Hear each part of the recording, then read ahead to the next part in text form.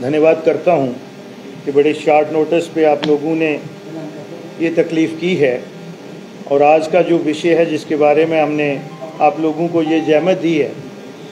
वो एक उसमें दो चीज़ें हैं, एक सेवा का है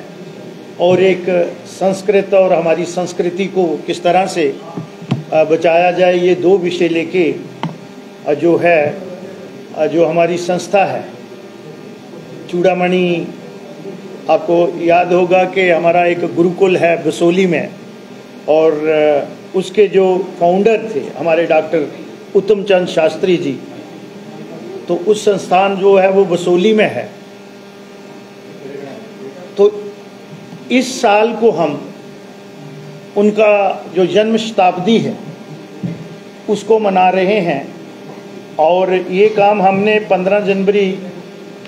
2022 को स्टार्ट किया था और मुझे लगता है कि जम्मू प्रांत के आलमोस्ट जो रिमोटेस्ट एरिया भी हैं उनमें जगह जगह जाके संस्कृत और संस्कृति को किस तरह से प्रमोट किया जाए और अपनी जो हमारी रूट्स हैं, जड़ें हैं, उनको और किस तरह से मजबूत किया जाए। तो उसकी एक कमेटी हमारी कॉन्स्टिट्यूट हुई थी जो ये पूरे साल का शताब्दी समारोह को जो मनाने का किस तरह से बनाना है, लोगों में किस तरह से अवेयरनेस लानी है संस्कृत के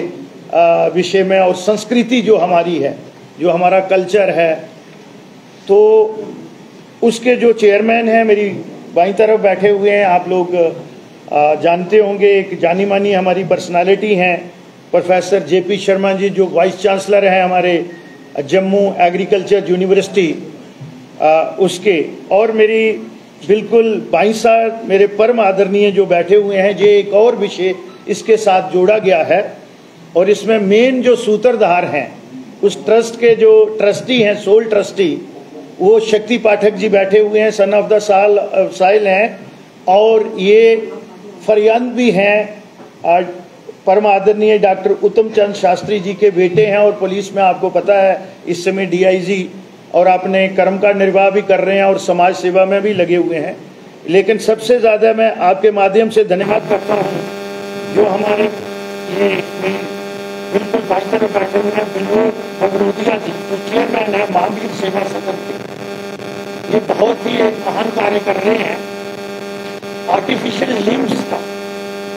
और जो पेपर है उनका ये इन्होंने आज तीसरा कैंप जो है वो लगाया हुआ इसलिए कह रहा हूँ कि उस पर काम चल रहा है। इन्होंने सबसे पहले 2014 में उड़ी में लगाया था और 2018 में इन्होंने पुंछ में जो हमारा बॉर्डर डिस्ट्रिक्ट है उस पर ये 2 कैंप इन्होंने ऑर्गेनाइज किए थे और तीसरा कैंप जो है वो 16 तारीख को हमारी जो एग्रीकल्चर यूनिवर्सिटी है उसके ऑडिटोरियम में जो बाबा जितो और वहाँ सभागार है उसमें परमादरणीय हमारे लेफ्टिनेंट गवर्नर साहब मनोज सिन्हा जी और परम आदरणीय हमारे शंकराचार्य जी उसमें तशरीफ फरमा होंगे और वो कैंप जो है ऑलमोस्ट 10:30 बजे से ऑनवर्ड जो है वो वहाँ पे चालू होगा, वहाँ पे शुरू किया जाएगा और वो माननीय गवर्नर साहब और हमारे जो मैंने कहा है कि परम आदरणीय परम पूजनीय श्रद्धेय शंकराचार्य जी के कार्यक्रमों द्वारा उसको शुरू किया जाएगा। उसी सिलसिले में आप तमाम लोगों को हमने दावत दिया और इसमें एक और संस्था है बाबा कैलाशनाथ, आपने ज्योतिष ट्रस्ट सुना होगा, वो बहुत ज़्यादा एक्टिविटीज जो है उसमें होती हैं। तो उनकी सौजन्य से मानतरोज शास्त्री जी हमारे साथ बैठे हुए हैं, तो ये हमेशा इन चीज़ों में लगे रहते हैं, अपने प्रयत्न करते रहते हैं।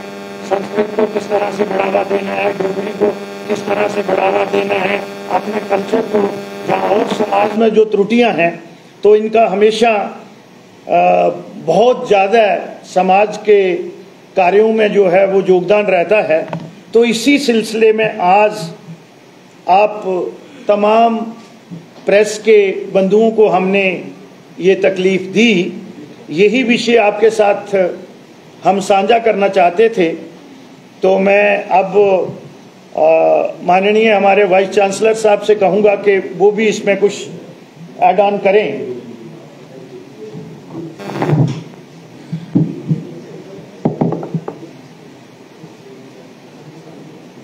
15 जनवरी 2022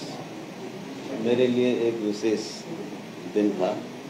जिस दिन मुझे ये एक जिम्मेदारी दी गई थी, मुझे नहीं पता था। कसौली में चूड़ामणि संस्कृत संस्थान में कार्यक्रम रखा गया था और वहीं घोषित किया गया कि 1 साल के लिए आप इस कार्यक्रम के अध्यक्ष हो। और विशेष इसलिए भी है कि 15 जनवरी को मेरा जन्मदिन था और पूरे संस्कार के साथ, संस्कृत के श्लोक और उच्चारण के साथ वहाँ मेरा जन्मदिन जो है मनाया गया। वो विशेष जन्मदिन मेरे जीवन का था। लेकिन तो संस्कृत को चले थे, लेकिन जैसा श्यामलाल जी बता रहे थे कि इसमें बहुत सारे कार्यक्रम हमने साल भर किए, चाहे वो डोगरी भाषा से संबंधित हो, चाहे हमारे कल्चर से संबंधित हो, चाहे हमारी संस्कृति से संबंधित हो, चाहे लोहड़ी का त्यौहार मनाने का हो, चाहे पत्रकारों को या जिन्होंने अच्छा योगदान दिया है समाज के उत्थान में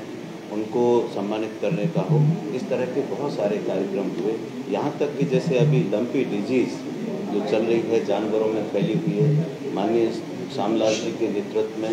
साधु संतों के साथ में मिलके, महंतों के साथ में मिलके एक हमने योजना बनाई कि किस तरह से समाज का सहयोग लेके, और उसमें करीब 100 लोग थे, जिसमें डीडीसी, बीडीसी और हमारे विश्वविद्यालय में उसकी मीटिंग हुई और एक प्रस्ताव पास करके उसमें सरकारी